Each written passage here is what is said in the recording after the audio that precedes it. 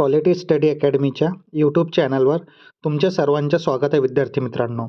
आज आपण 6 जानेवारी यांचे चालू घडामोडीचे प्रश्न पाहूया. हे प्रश्न MCQ स्वरूपात असतील. आपण आपल्या चॅनलवर हा नवीन उपक्रम सुरू केलेला आहे चालू घडामोडीच्या प्रश्नाचा. ही सिरीज UPSC, MPSC व इतर सर्व परीक्षांसाठी अत्यंत उपयोगाची असेल. या सिरीजमध्ये आपण एक्झाम पॉईंट ऑफ एक महत्त्वाचा टॉपिक पाहतो. तर आजचा आपला महत्त्वाचा टॉपिक आहे DRDO बद्दल आपण संपूर्ण माहिती पाहूया. जे विद्यार्थी आपल्या चॅनलवर नवीन असतील त्यांनी क्वालिटी स्टडी अकॅडमीच्या यूट्यूब चॅनलला सबस्क्राईब करायला विसरू नका. असेच महत्त्वाचे अपडेट आणि चालू घडामोडीचे प्रश्नाची सिरीज तुमच्यापर्यंत पोहोचेल. तर चॅनलला सबस्क्राईब करायला विसरू नका. चला आता आपण पाहूया आजचे चालू घडामोडीचे प्रश्न. तर काल विचारला गेलेला प्रश्न, महिला T20 आंतरराष्ट्रीय क्रिकेटमध्ये सर्वाधिक विकेट घेणारी गोलंदाज कोण बनलेली आहे?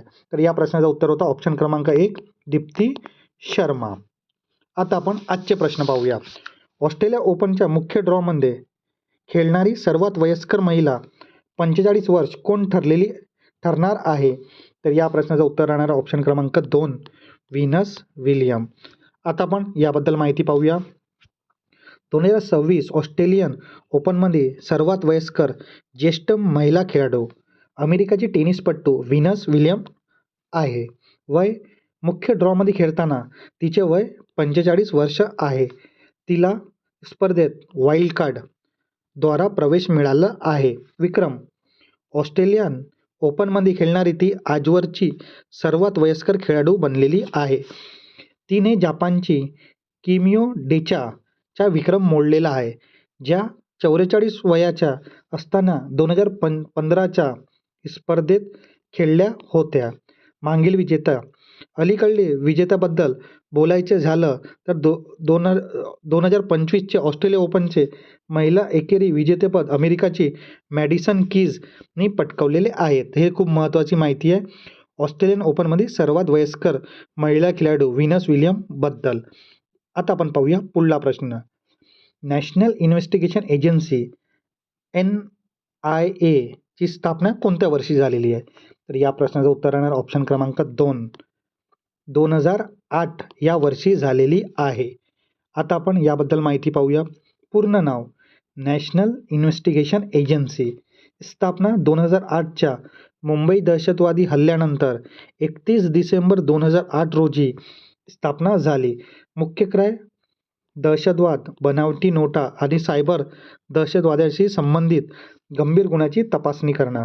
अधिकार, ही संस्था राज्य सरकारच्या परवानगीशिवाय कोणत्याही राज्यात तपास करू शकतो. राजेश अग्रवाल हे राष्ट्रीय तपास संस्थे NIAचे इंटरिम महासंचालक आहेत. तर ही NIA बद्दल महत्त्वाची इन्फॉर्मेशन. आता आपण पाहूया पुढला प्रश्न.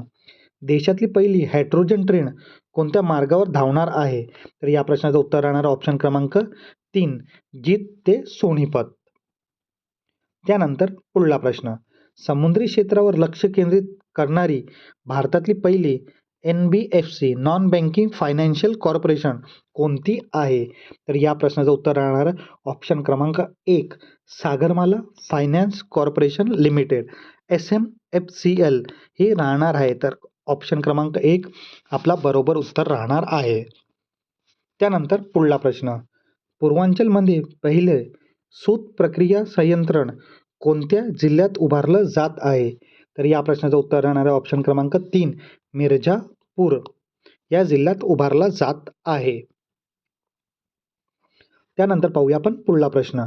कोणत्या दूरसंचार कंपनीने संपूर्ण भारतात विवो वायफाय म्हणजे व्हॉइस ओव्हर वायफाय सेवा सुरू केलेली आहे?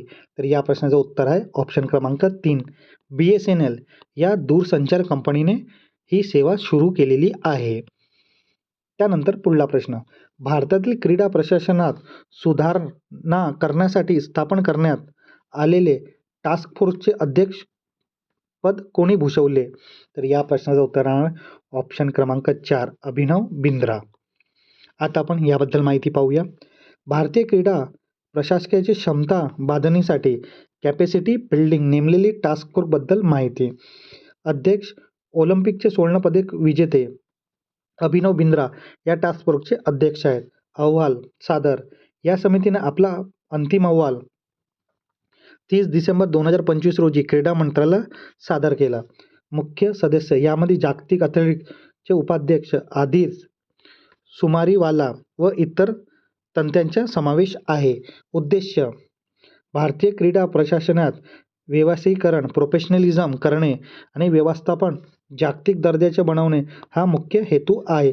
शिफारस खेळाडूंच्या प्रशिक्षणासोबतही क्रीडा संस्था चालवणाऱ्या अधिकाऱ्यांना प्रशिक्षणावरही या अहवालावर भर देण्यात आलेला आहे.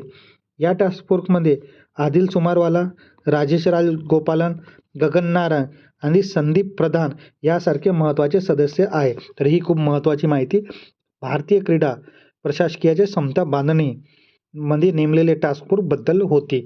आता आपण पाहूया पुढला प्रश्न.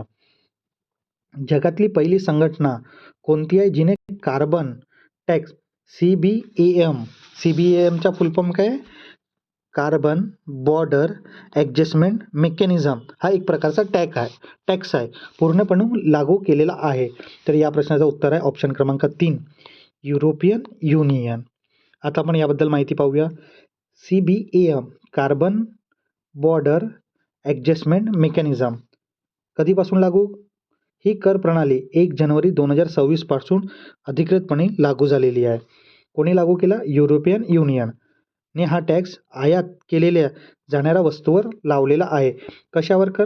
प्रामुख्याने लोखंड, पोलाद, सिमेंट, ॲल्युमिनियम यासारख्या जास्त प्रदूषण करणाऱ्या वस्तूवर हा कर आहे. उद्देश पर्यावरणाचे रक्षण करणं आणि कंपनीच्या कमीत कमी कार्बन उत्सर्जित करण्याला प्रवृत्त करणे. भारतावर परिणाम. भारतीय निर्यातदारांना आता युरोपमधला माल विकताना कार्बन सर्टिफिकेट खरेदी करणं बंधनकारी आहे, ज्यामुळे खर्च वाढू शकतो. तर ही खूप महत्त्वाची माहिती CBAM बद्दल आहे. आता आपण पाहूया पुढला प्रश्न. भारताचा पहिला डार्क स्काय पार्क कोणत्या व्याघ्र प्रकल्पात स्थापन करण्यात आला आहे? तर या प्रश्नाचं उत्तर आहे आपला महाराष्ट्र पेंच व्याघ्र प्रकल्प येथे. आता आपण याबद्दल माहिती पाहूया. डार्क स्काय पार्क कमी प्रकाश हे असे ठिकाण आहे जिथे रात्री कृत्रिम प्रकाश प्रदूषण कमी असते. तारे पाहण्यासाठी येथे रात्रीच्या वेळी तारे, आकाशगंगा आणि ग्रह स्पष्ट दिसतात.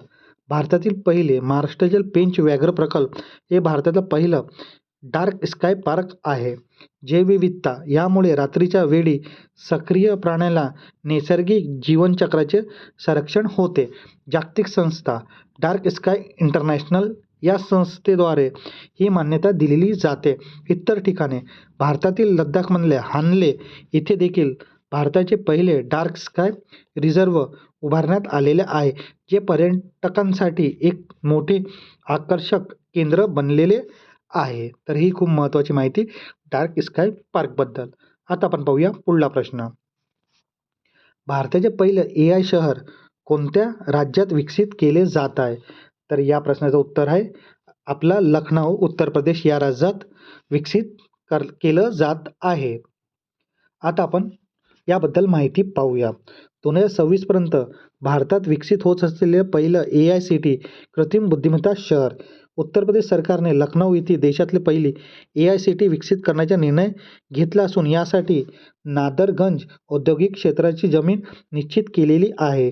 नोडल एजन्सी उत्तर प्रदेशच्या इलेक्ट्रॉनिक कॉर्पोरेशन लिमिटेड UPLC ही संस्था या प्रकल्पाच्या मुख्य देखरेख करत आहे. मुख्य उद्देश हे शहर जागतिक दर्जाचा एक टेक हब म्हणून विकसित केलं जात आहे, जिथे AI, software, robotics, data analytics वर काम करणाऱ्या कंपन्या एकाच छताखाली जागा मिळेल.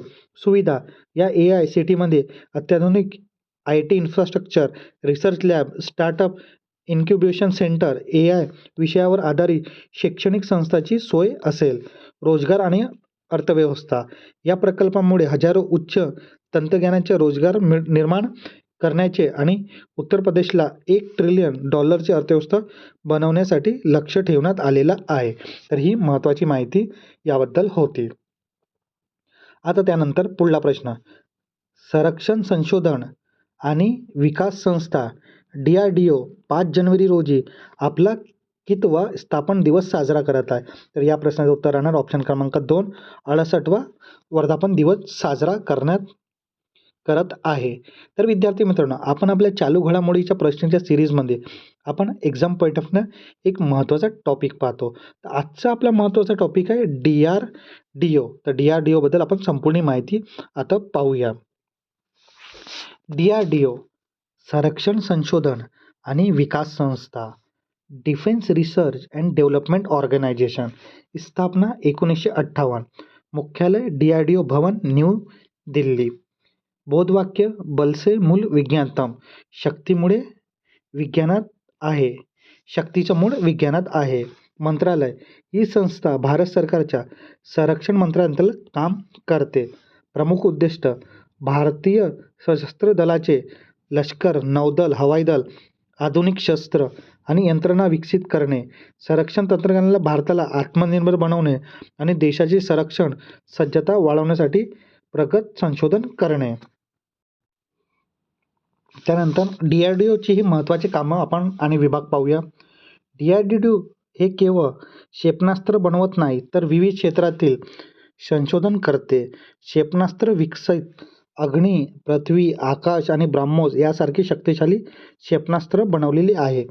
विमान आणि मानवरहित विमान, UAV, तेजस फायटर जेट आणि रुस्तम ड्रोन, लढाऊ वाहने, अर्जुन मुख्य युद्ध टँक, MBT, इलेक्ट्रॉनिक्स आणि रडार, शत्रूच्या हालचाली टिपण्यासाठी रडार यंत्रणा, नौदल प्रणाली, सोनार, टॉर्पिडो विकसित करणे, लाईफ सायन्स, सैनिकांसाठी विशेष प्रकारचे अन्न, कपडे, औषधी तयार करते. महत्त्वाची यशस्वीचे उदाहरण, अग्नी, पृथ्वी क्षेपणास्त्र, भारताचे अण्वस्त्र वाहन नेण्यासाठी क्षमता सिद्ध केली. दुसरं तेजस, स्वदेशी बनावटचे हलके लढाऊ विमान, LCA. तिसरा ब्रह्मोस, जगातली सर्वात वेगवान सुपरसोनिक क्रूझ क्षेपणास्त्र, रशियाच्या सहकार्यानं. मिशन शक्ती अंतर्गत अंतराळ उपग्रह पाळण्याची क्षमता, ASAT, भारताला मिळवून दिली या संस्थेचे जाळे. त्यानंतर आपण पाहूया, संपूर्ण भारतात DRDOच्या 52 अधिक प्रयोगशाळा आहेत, ज्यात 5000 पेक्षा जास्त शास्त्रज्ञ आणि हजारो तांत्रिक कर्मचारी कार्यरत आहेत. पुण्यातील ARD आणि HEMRL यासारखे संस्था महत्त्वाचे संशोधन करत आहेत. टिप, DRDOमुळे भारत आज संरक्षण क्षेत्रात जगातील आघाडीवरच्या देशाच्या रांगेत उभा आहे. यामुळे आयातीवर अवलंबून कमी होण्यास मोठी मदत होते. DRDO 2024 आणि 2025 मध्ये अनेक ऐतिहासिक टप्पे गाठलेले आहेत. भारताच्या संरक्षण सज्जतेत भर टाकणारी अलीकडे काही महत्त्वाचे कामे आपण DRDOचे पाहूया. क्षेपणास्त्र तंत्रज्ञानाचे यश, मिसाईल टेक्नॉलॉजी, आकाश एनर्जी. डिसेंबर 2025 मध्ये आकाश नेक्स्ट जनरेशन या अत्याधुनिक क्षेपणास्त्र प्रणाली यशस्वी चाचणी घेण्यात आली. हे क्षेपणास्त्र 80 किमी अंतरावर शत्रूचे विमान किंवा ड्रोन अचूकपणे नष्ट करू शकते. हायपरसोनिक क्षेपणास्त्र, नोव्हेंबर 2024 मध्ये भारताने आपल्या पहिल्या लांब पल्ल्याच्या हायपरसोनिक क्षेपणास्त्राची यशस्वी चाचणी केली. ताशी 6000 किलोमीटरपेक्षा जास्त वेगाने जाणारी हे तंत्रज्ञान विकसित करणारा भारत जगातल्या मोजक्या देशांपैकी एक बनलेला आहे.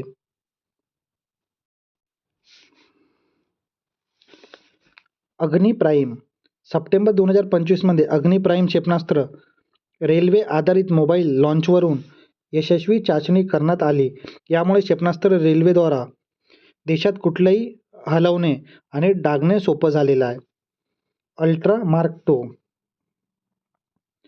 अस्ट्रा मार्क 2 चीनच्या प्रगत क्षेपणास्त्राला उत्तर देण्यासाठी DRDOने आता अस्ट्रा मार्क 2 या हवेतून हवेत मार करणारा क्षेपणास्त्र पण वेगानं काम करत आहे.